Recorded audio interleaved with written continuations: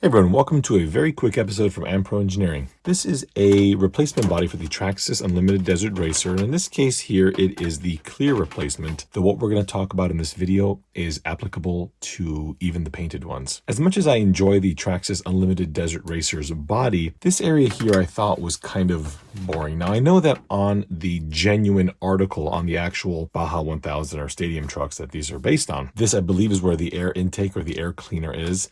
I've decided that things need to be a little bit different. And this all comes back to the original intakes on the Ferrari 250 GTO. It had a number of, well, in the case of the GTO, 12 inlet stacks that were chromed sitting directly on top of each one of the carburetors. Although not scale, I think when that bad boy is installed, right there, it's going to look pretty slick. Taking a closer look at this, the way it's designed is that each one of these stacks is a separate piece, and this is to aid in painting. This entire insert can be painted a matte black, or you can simply paint the perimeter and leave the inside of it black, giving the illusion that this is completely open. And then the stacks can be painted in chrome and will just drop right in there. Therefore, you have a nice crisp delineation between the stack and the base plate. These will of course be available in nylon, and that's probably the material that you're going to want if you're going to be bashing your truck. And if you want something that's going to be a little more decorative, you can get this piece here in nylon and the stacks in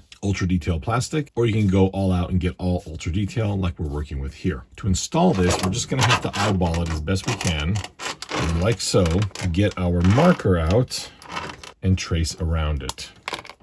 Now there's a good overlap of 4 millimeters here, so it doesn't have to be 100% accurate, but you do want to do your best to get it as close as possible. So right about there was where I had intended to place it. You don't want to go too far toward the rear, as you can decrease the rigidity of the body right there. And you don't want to go too far forward because you don't want to have it take away the overall look of this embossed feature.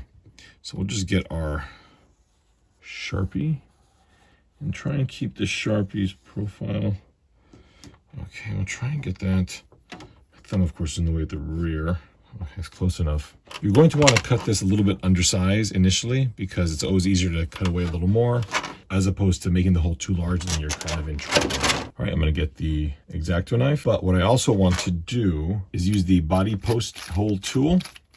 It's a little ream, and just drill into the corners here and here, so that we don't get a sharp edge if we cut this out with an X-Acto knife, which would cause a stress point to develop in these corners.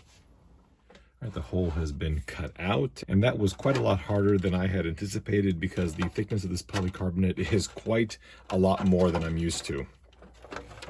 So we'll just drop that in, and that is how that looks. Obviously we have to get these painted, but I can't resist.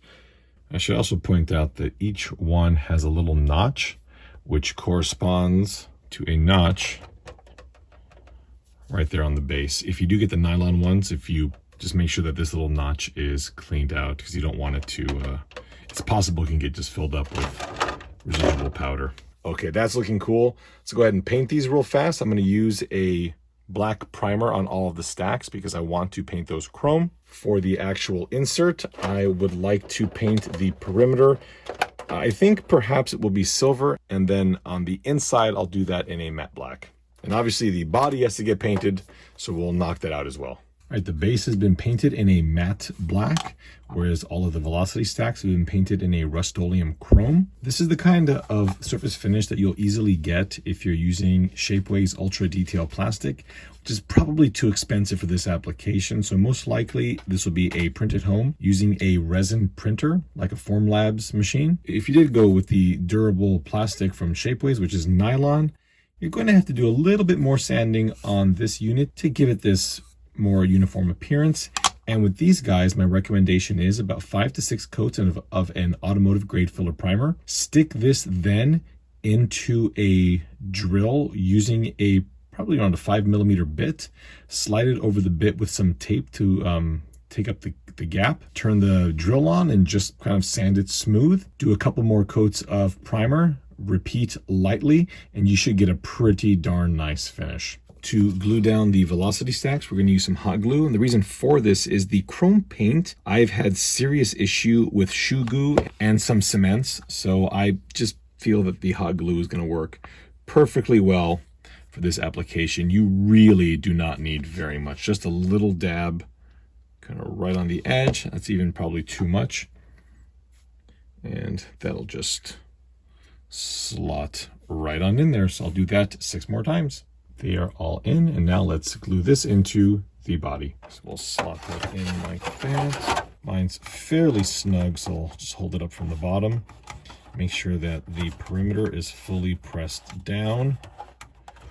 Okay, that looks good all around. Flip it over, and I'm going to use hot glue. Again, you can use whatever you like. Shoe glue is normally going to be a pretty good medium for this. I'll just go a little bead around the back. All right, just a few little spots to tack it in place, and it's done. Anyway, this is just a silly little upgrade for the UDR, simply because I thought it would look kind of cool. And yeah, it does look kind of cool. So there you go. Again, this is going to be available on Shapeways as well as MyMiniFactory, because I can imagine that most of the applications for this are going to be done with a higher detail plastic, and this is probably just gonna be too expensive from Shapeways. However, if you did want to go down Shapeways, I would recommend printing the base in nylon and printing the stacks in the ultra detail plastic. This way you're going to get the best of both worlds. Folks, thank you all so much for watching, and we'll see you next time.